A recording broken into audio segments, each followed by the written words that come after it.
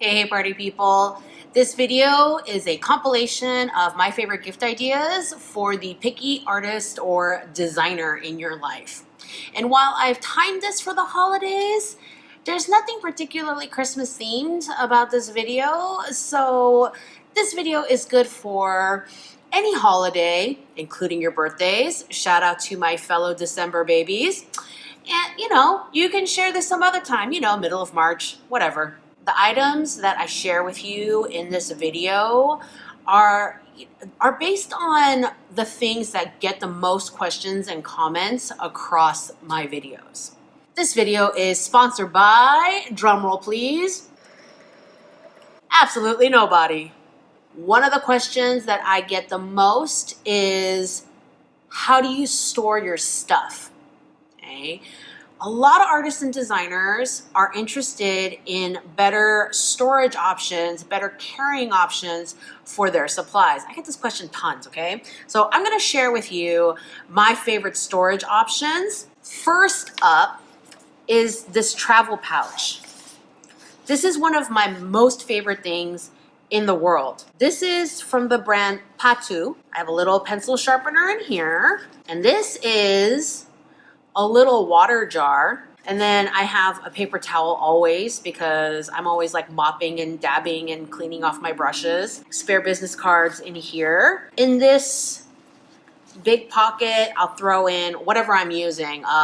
Watercolor pencils, brush pens. I clip my mechanical pencils or erasers or anything that has a clip that I could clip to these things.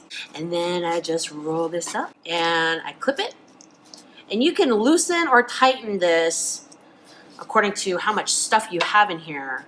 I love it. I get a lot of comments asking me about it. It's the bomb. I also like a lot of these smaller sets. These are toiletries bags that I found at Muji. I'm going to post all the links and as much info as I can in the description box below, so go check that out. I like this because it's slightly padded, so it'll protect pencils and stuff from too much breakage as they rattle around in your suitcase. And it zips up completely, so you can have, little erasers and stuff in here and stuff won't fall out. This one, again, it's padded, has several layers. I spilled a little ink in it, but can't tell because it wasn't enough to leak through all these layers. All these little baggies are great, and you can find different cases like this in your price bracket. They're freaking awesome. And then containers for my home studio. This one is a favorite. I have several. How many of these do I have? I have several of these. These keep my markers, and they are infinite divider system bins. They come with these dividers. The walls are grooved, so you can slide these in anywhere, and they won't really move. And I have more of these, so you can make smaller sections. I also have these things. These are made by the brand ArtBin, and I'm a big fan of ArtBin. I have a lot of ArtBin products, and I've been using them since college. This thing, do you see this frame in here that holds the markers upright? Now, only one of these comes in one bin like this. It's just that I have two of these, so I have both of them in here. But just FYI if you're buying. And then they have these dividers. This is another box from ArtBin, and I keep this one empty because occasionally I will go on jobs where I need to take a lot of art supplies. And I throw all my stuff in here and go to the event.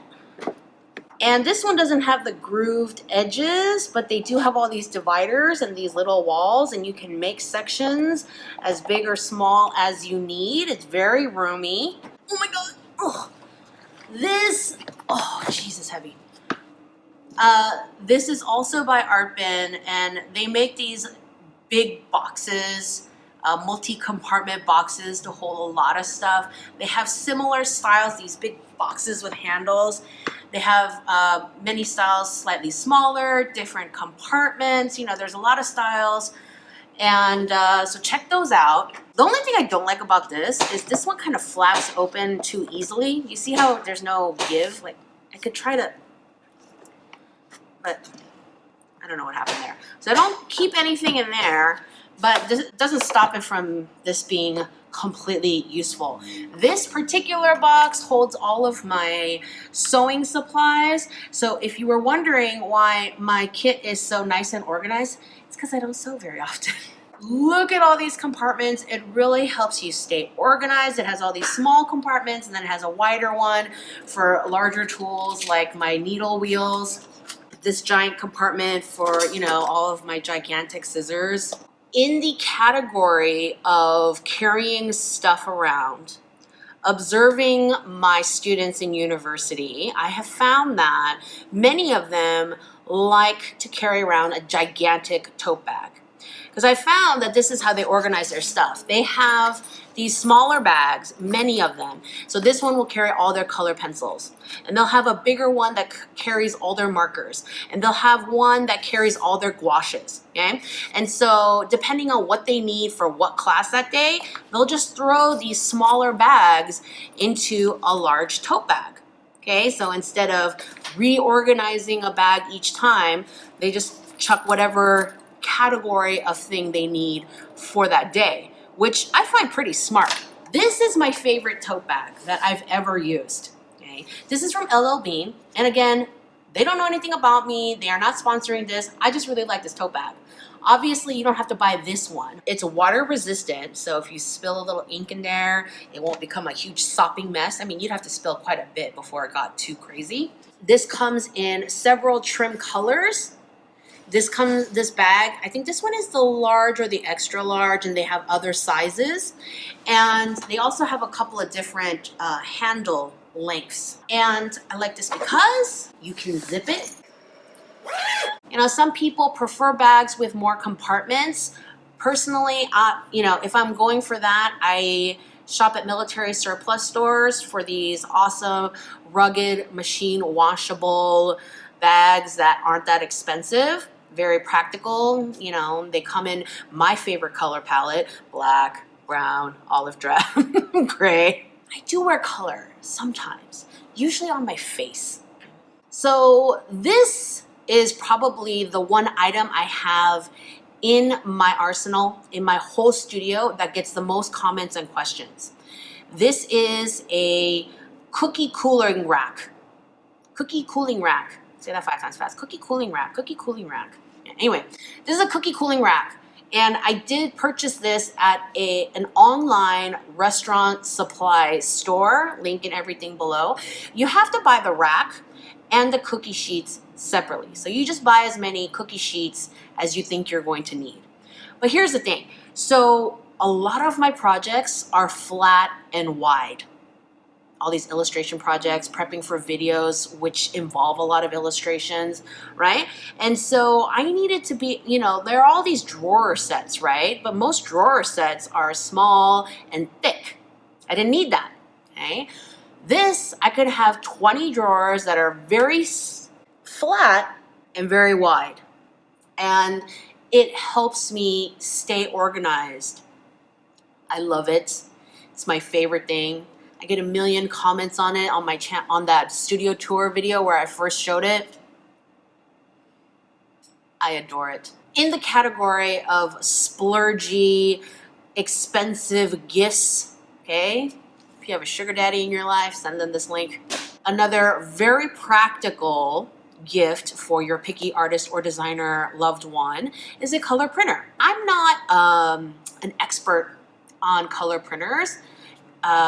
I don't need to be because I don't have a lot of work that requires that I get the best top of the line color printer. But even if you don't, your average fashion student makes a lot of color copies, okay? And the printer will pay for itself a lot sooner than you think, okay? I am sure there are fashion students or recent grads right now watching this who are like, yes, oh my God, I spend so much money making color copies for stupid freaking mood boards and every single project under the sun constantly. So even if, you know, you get just like a reasonably good one, it's a really nice practical gift, okay? I have a, what do I have? I have a Canon MG7720. I like it. Is it the best printer in the world? Probably not.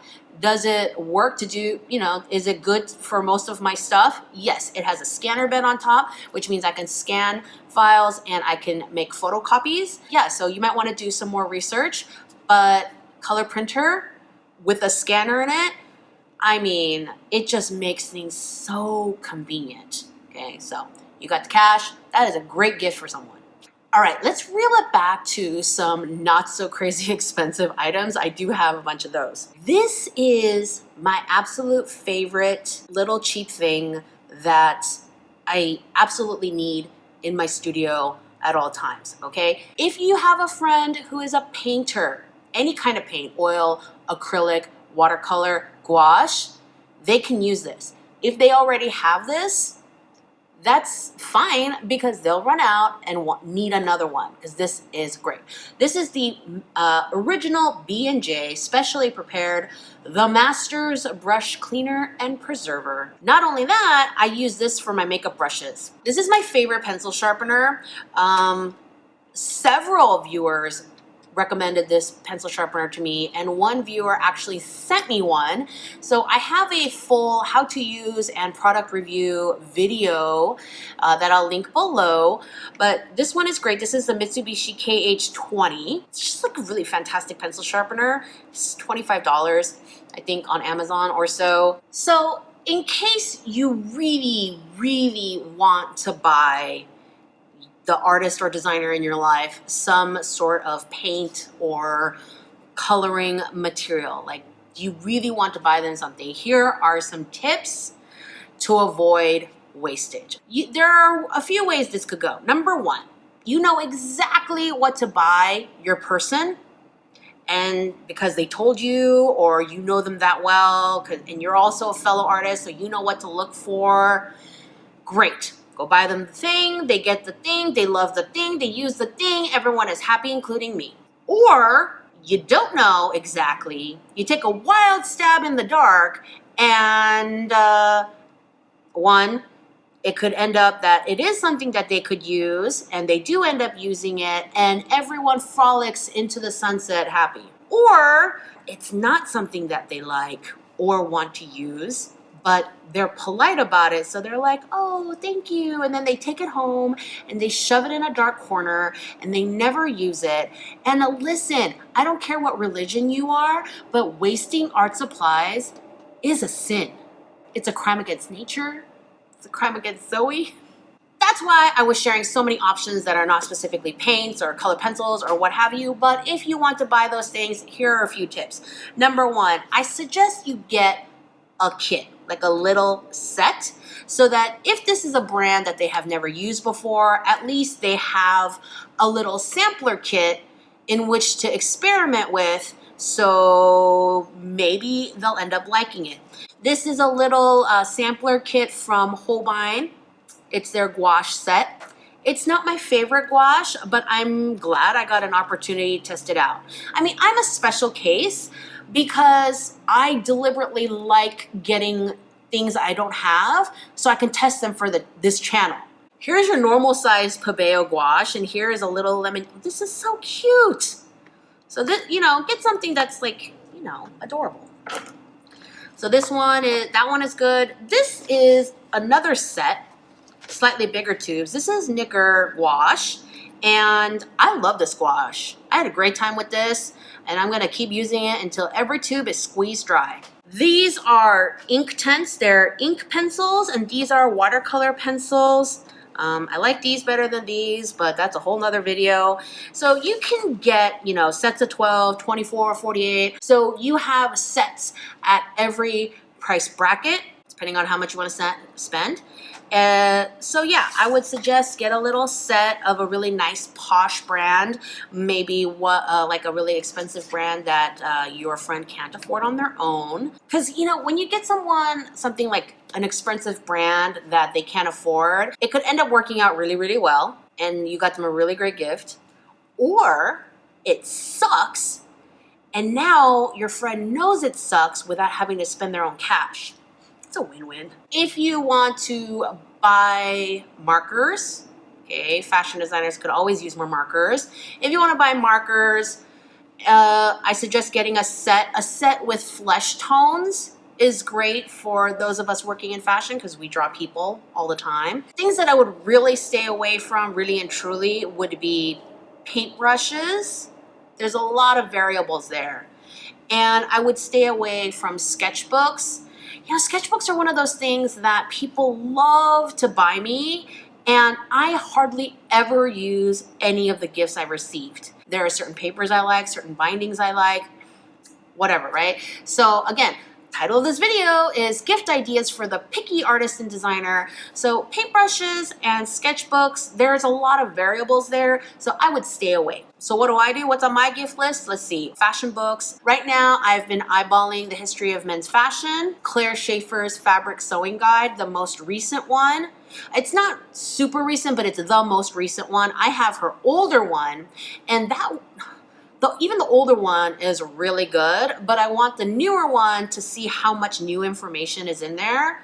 FYI, if you're looking for a fabric sewing guide, Claire Schaefer's is the older one that I have, is very good. I want a space heater for my studio because my feet get cold when I'm sitting around in the wintertime painting for hours. And I want a trip to New York. I'm dying to go back to New York. They just announced the theme for this year's big fashion Met exhibit. It's going to be fashion and religion, and I am so here for that. I need to see it. So I want to go hit all the museums. I want to walk through Central Park. I want to go eat at Momofuku, maybe have a YouTube meetup, you know, all the good things. That might happen in June. I'm working on it. Let me know if you want to have a meetup in New York in June. Anyway, so those are my gift ideas for the picky artist or designer. Please share this video with your friends and family so they can help you buy an awesome gift, whether it's for a specific holiday, your birthday, back to school gift, whatever. Like, subscribe, hit the notification bell, you know, all those good things. And I will see you in the next video.